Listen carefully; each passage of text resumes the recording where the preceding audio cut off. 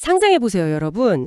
한 나라를 구한 최고의 전쟁 영웅, 절대 이길 수 없을 것 같던 적국의 거인을 단숨에 쓰러뜨린 전설적인 인물이 있습니다. 네, 누구나 다 알만한 위대한 영웅이죠.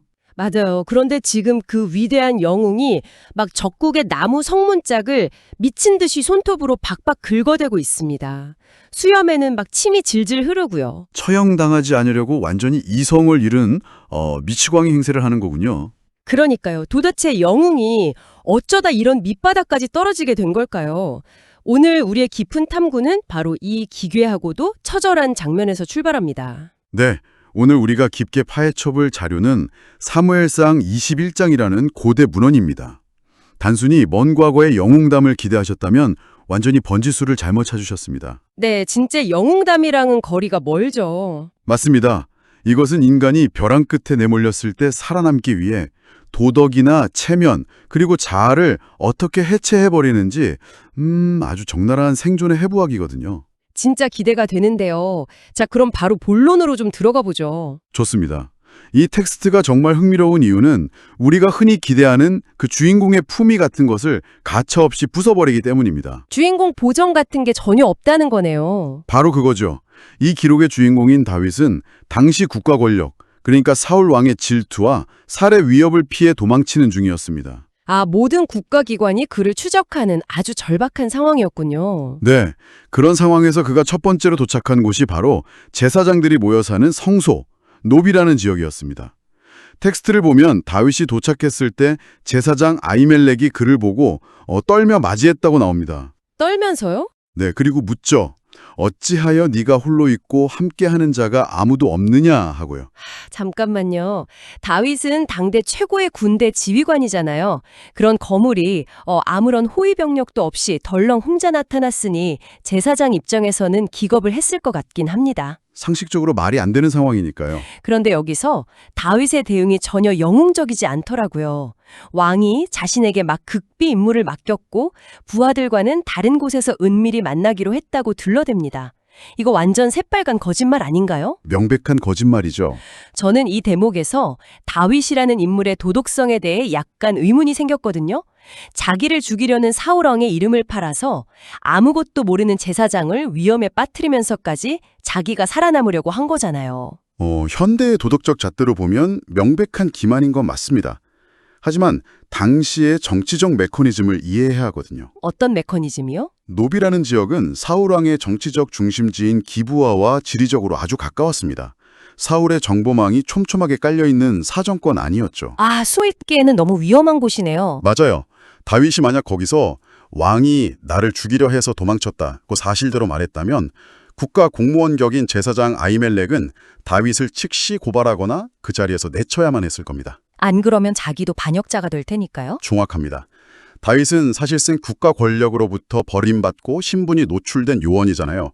그런데 자신을 제거하려는 바로 그 기관의 권위를 역이용해서 은신처의 지원을 빼내는 이른바 번드 스파이 전술을 쓴 겁니다. 와, 그러니까 막 철저하게 계산된 생존 전략이라는 거군요. 자기가 쫓기고 있다는 걸 들키는 순간 지원은커녕 바로 체포될 테니까. 알리바이를 위조한 첩보원처럼 행동한 거죠. 네, 진짜 첩보물 같네요. 그렇게 완벽한 거짓말로 제사장을 안심시킨 다윗이 당장 요구한 건 물리적인 생존 자원, 바로 식량이었습니다. 제사장에게 떡 5덩이나 있는 대로 달라고 아주 다급하게 요청하거든요. 여기서 이 텍스트의 문화적, 종교적 배경이 아주 강력하게 충돌합니다. 제사장은 다윗에게 줄 일반적인 떡, 그러니까 일상적으로 먹는 식량이 없다고 답합니다. 일반 떡이 없으면 굶어야 하는 건가요? 오직 여호와 앞에서 물려낸 거룩한 떡, 진설병만 있다고 하죠. 이 진설병이 무엇이고 그 메커니즘을 알면 이 상황이 얼마나 파격적인지 알 수 있습니다. 파격적이라고요? 네, 진설병은 이스라엘의 12지파를 상징하는 12개의 떡으로 성소 안에서 신과의 언약을 상징하는 매우 신성한 물건이었습니다. 매주 안식일마다 새 것으로 교체되는데 아, 그 물려낸 헌떡을 다윗이 달라고 한 거군요. 맞아요. 그런데 법으로 엄격하게 규정되어 있거든요. 그 물려낸 떡은 오직 구별된 제사장들만이 그것도 거룩한 장소에서만 먹을 수 있도록 되어 있었습니다. 솔직히 이해가 잘 안 가는데요. 그렇게 엄격한 종교적 금기가 걸려있는 음식이라면 제사장이 아닌 일반인, 그것도 지금 도망장인 다윗이 이걸 달라고 요구하는 것 자체가 엄청난 신성모독 아닙니까? 고대 사회에서는 목숨을 걸어야 하는 금기죠. 그런데 제사장은 이걸 대체 왜 내어준 거죠? 단순히 다윗이 왕의 비밀 임무를 수행 중이라는 거짓말에 완전히 속아서요? 제사장이 완전히 속았는지 아니면 상황의 다급함을 묵인했는지는 텍스트에 명확하게 나오진 않습니다. 다만 제사장은 하나의 조건을 겁니다. 조건이요? 다윗의 부하들이 최소한 3일 동안 여자를 가까이 하지 않아 종교적 성결을 유지했느냐는 것이었죠. 다윗은 여기서도 태연하게 거짓말을 이어가며 자신과 그 가상의 부하들이 성결하다고 주장합니다. 와, 진짜 뻔뻔하네요. 근데 이 장면이 시사하는 바가 정말 큽니다. 가장 엄격해야 할 종교적 규례조차도 벼랑 끝에 몰린 인간의 극심한 굶주림과 생존에 대한 갈구 앞에서는 일종의 예외 조항을 만들어내며 자리를 내어준다는 사실이죠. 아, 사회가 굳게 유지해오던 절대적인 규칙들이 무너져 내리는 순간이군요. 네, 생존 앞에서는 그 어떤 성역도 흔들릴 수 있다는 걸 보여줍니다. 어떻게 보면 굶주림 앞에서는 그 신성한 떡도 결국 그냥 탄수화물일 뿐이라는 거네요. 진짜 생존 본능의 무서움입니다. 맞습니다. 그런데 텍스트를 쭉 읽다가 진짜 등골이 서늘해지는 대목이 있었습니다. 이 거룩한 떡을 주고받는 숨막히는 긴장감 속에 갑자기 카메라 앵글이 확 돌아가면서 한 사람의 이름을 툭 던져놓거든요. 네, 아주 불길한 이름이죠. 사울의 목자장, 에돔 사람 도액. 이 남자가 그날 여호와 앞에 머물러 있었다고 기록하고 있어요. 아니, 이 타이밍에 왜 뜬금없이 이 인물이 등장하는 겁니까? 그게 바로 다윗의 피를 말리는 지점입니다. 도액이 왜 무서운 인물인지 그 배경을 좀 뜯어봐야 하거든요. 어떤 배경이 있죠? 그는 이스라엘 사람이 아니라 에돔 사람입니다. 즉 이스라엘의 종교적 도덕이나 율법, 제사장들에 대한 경외심에 얽매일 이유가 전혀 없는 이방인이라는 뜻이죠. 아, 제사장들이 뭘 하든 신경 안 쓴다는 거네요. 게다가 그는 사울의 목자장이었습니다. 고대 사회에서 왕의 가축을 총괄한다는 것은 단순한 목동이 아니라 국가의 핵심 재산을 관리하는 고위직이자 왕의 최측근, 충성파라는 의미입니다. 와, 그러니까 도액은 이스라엘의 종교적인 눈치를 볼 필요도 없고 오로지 사울 왕의 월급을 받으며 충성하는 고위 관리였다는 거군요. 다윗 입장에서는 진짜 최악의 목격자네요. 바로 그겁니다. 거룩한 공간에서 성결함을 논하며 떡을 나누는 이 신성한 행위의 한 구석에 사울의 첩보망이나 다름없는 도액이 조용히 또리를 틀고 모든 것을 지켜보고 있었던 겁니다. 소름 돋네요, 진짜. 다윗이 속으로 얼마나 극심한 패닉을 겪었을지 상상이 되십니까? 당장 배를 채울 떡은 얻었지만 이 문을 나서는 순간 도액이 사울에게 달려가 모든 것을 보고할 것이라는 사실. 자신의 시한폭탄이 작동하기 시작했다는 걸 다윗도 본능적으로 직감했겠네요. 네, 맞습니다. 와, 이 상황의 압박감이 막 상상도 안 되네요. 도액이 입을 여는 순간 알리바이고 뭐고 다 끝나는 거잖아요.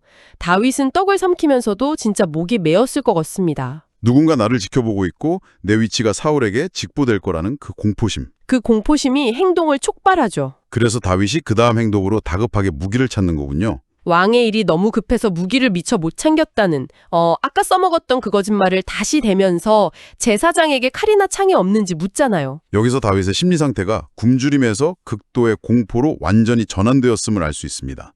제사장은 성소에 보관되어 있던 무기 하나를 꺼내주거든요. 그 무기가 뭐였죠? 바로 에봇 뒤 보자기에 쌓여있던 칼이었죠. 에봇은 제사장이 신의 뜻을 물을 때 입는 거룩한 예복입니다. 그 신성한 예복 뒤에 보관되어 있던 무기가 무엇이었느냐? 바로 다윗 자신이 과거 엘라 골짜기에서 직접 목을 뱉던 블레셋의 거인 골리앗의 칼이었습니다. 정말 기가 막히더라고요. 어떤 부분에서 그렇게 느끼셨나요? 이건 마치 세상을 구했던 슈퍼히어로가 하루아침에 모든 걸 잃고 지명수배자가 되어서 자기가 과거에 무찔렀던 최악의 빌런이 쓰던 시그니처 무기를 자기 호신용으로 들고 도망쳐야 하는 상황 아닙니까? 그 비유가 상황의 모순을 아주 정확히 짚어냅니다.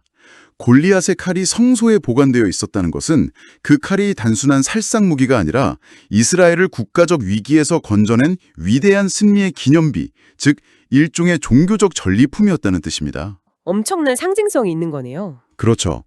과거의 다윗은 그 거대한 칼을 휘두르는 적진 한가운데로 돌진하던 담대한 영웅이었습니다. 하지만 지금 그 거대한 칼을 손에 쥔 다윗의 처지는 어떻습니까? 지금은 암살자들을 피해 뒷골목으로 막 도망치는 처량한 도망자일 뿐이죠.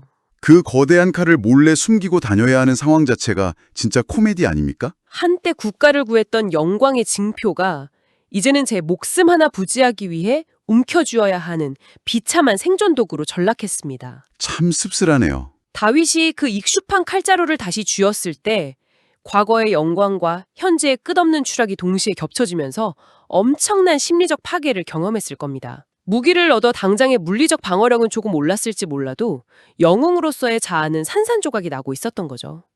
과거의 트로피가 현재의 비참함을 증명하는 거울이 되어버렸네요.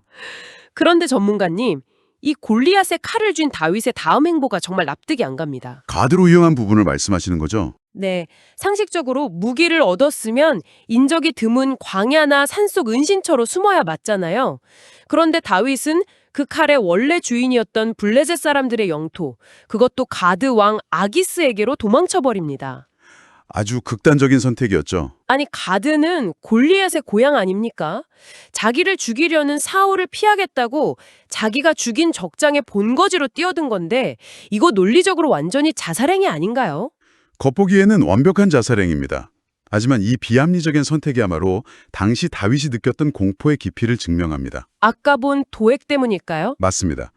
도액이라는 존재를 확인한 다윗은 이스라엘 영토 내에서는 사울의 정보망과 군사력을 절대 피할 수 없다고 판단한 겁니다. 국내에서는 도저히 살 길이 없었던 거군요. 당시 블레셋은 5개의 주요 도시국가로 이루어진 연맹체였고 가드는 그중 하나였습니다.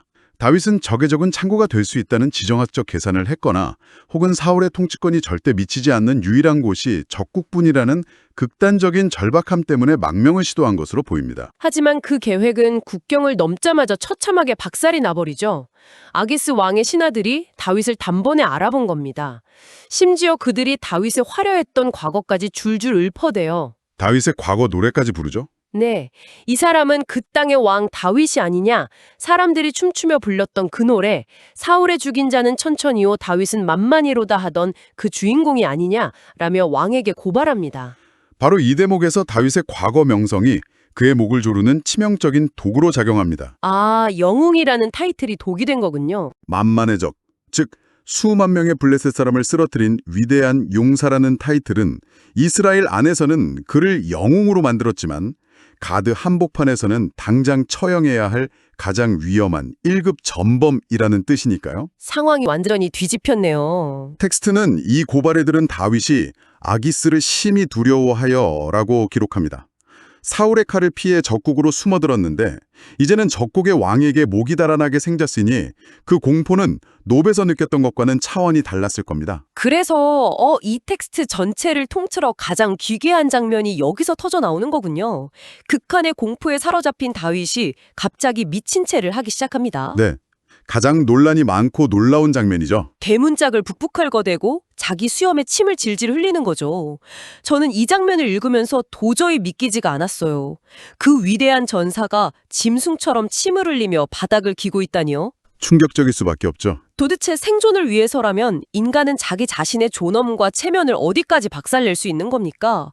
어떻게 이런 극단적인 선택을 할 수 있죠? 이것을 단순히 공포에 질려 이성을 잃은 발작으로 해석하면 안 됩니다. 이것은 다윗이 순간적으로 짜낸 고도의 심리전이자 자아를 완전히 해체해버리는 생존 전략입니다. 심리전이라고요? 가드의 신하들은 다윗에게 위험한 적장, 위대한 용사라는 프레임을 씌웠습니다. 만약 다윗이 여기서 칼을 뽑아들고 저항하거나 논리적으로 망명자라고 변명했다면 그는 그들이 씌운 위험인물이라는 프레임을 스스로 증명하는 꼴이 되어 즉시 처형당했을 겁니다. 그들이 경계하는 대상은 위대한 전사니까 그 전사의 이미지를 자기 스스로 시공창에 처박아 버린 거네요. 그렇습니다. 고대 근동 사회에서 수염은 남성의 명예와 권위를 상징하는 절대적인 부위였습니다. 수염에 침을 흘린 게 다 이유가 있었군요. 네. 그곳에 침을 흘리고 짐승처럼 문짝을 긁는 행위는 자신을 통제조차 하지 못하는 완벽한 백치 상태임을 연출한 겁니다. 다윗은 명성이라는 덫을 피하기 위해 상대방의 기대치를 산산조각 내며 스스로 가장 비료하고 무해한 존재로 추락했습니다. 무해한 존재로요? 왕이나 용사에게는 날카로운 칼끝이 향하지만 침을 흘리는 미치광이에게는 오직 혐오와 경멸만이 주어질 뿐이니까요. 경멸을 유도해서 목숨을 건진다. 진짜 끔찍할 정도로 냉혹하고 천재적인 현실 판단이네요. 놀랍게도 이 전략은 완벽하게 먹혀 들어갔죠. 아기스 왕의 반응을 보면 알 수 있습니다. 아기스 왕이 아주 질색을 하죠. 네. 내게 미친 광이가 부족해서 이자를 데려와 미친 짓을 하게 하느냐, 당장 쫓아내라 라고 하잖아요. 왕은 다윗을 위협적인 적장이 아니라 단 1초도 곁에 두고 싶지 않은 불쾌한 오물 취급하며 내쫓아버립니다. 다윗의 전략이 성공한 셈이죠. 다윗은 그렇게 인간으로서의 수치심을 지불하고 숨통을 산 거네요. 자신의 가장 빛나는 정체성과 과거의 업적을 자신의 손으로 철저히 부정하고 짓밟음으로써 육체의 생명을 보존한 것입니다. 진짜 뼈아픈 생존이네요. 이 대목은 죽음이라는 절대적인 위기 앞에서 인간의 사회적 지위, 평판, 그리고 자아 존중감이 얼마나 무력하고 거추장스러운 장식품에 불과한지를 날카롭게 해부해 보여줍니다. 다윗은 살아남았지만 영웅으로서의 다윗은 그 가드의 성문 앞에서 한 번 죽은 것이나 다름없습니다. 자, 이제 오늘 우리가 파헤친 이 처절한 여정의 의미를 좀 돌아보겠습니다. 사울의 정보망을 피해 도망친 다윗. 그는 제사장을 기만하여 종교적 금기를 깨고 거룩한 떡을 훔쳐먹되 배를 채웠고 자신이 죽였던 적장의 칼을 호신용으로 움켜쥐며 과거의 영광을 조롱당했습니다. 정말 모든 걸 내려놓은 여정이었죠. 그리고 끝내는 살아남기 위해 적진 한가운데서 자신의 존엄을 버리고 침을 흘리는 미치광이 행세까지 해야 했습니다. 이 일련의 기록은 결코 영웅의 빛나는 무용담이 아닙니다. 이것은 모든 시스템과 보호막이 붕괴된 진공 상태에서 발현되는 날 것 그대로의 생존 본능에 대한 기록입니다.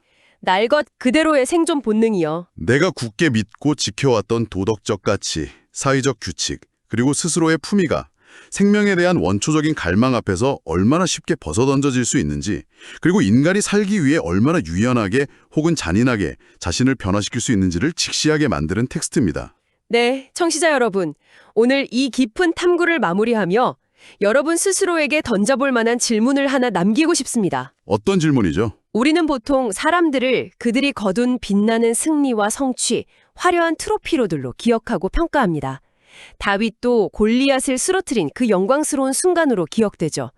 하지만 어쩌면 진짜 그 사람의 본질, 그 끈질기고 질긴 생명력을 증명하는 것은 가장 빛나던 무대 위가 아니라 다윗이 가드의 성문짝을 긁으며 침을 흘려야 했던 그 가장 수치스럽고 밑바닥까지 떨어진 순간이 아닐까요? 아주 묵직한 질문이네요. 만약 당신의 생명 혹은 당신이 가장 소중히 여기는 무언가의 생존이 절대적인 벼랑 끝에 서게 된다면 당신은 살아남기 위해 스스로를 규정하고 있던 체면이나 자아 중 도대체 어떤 것까지 파괴하고 내려놓을 수 있습니까? 오늘의 깊은 탐구는 여기서 마칩니다. 함께해 주신 여러분 감사합니다.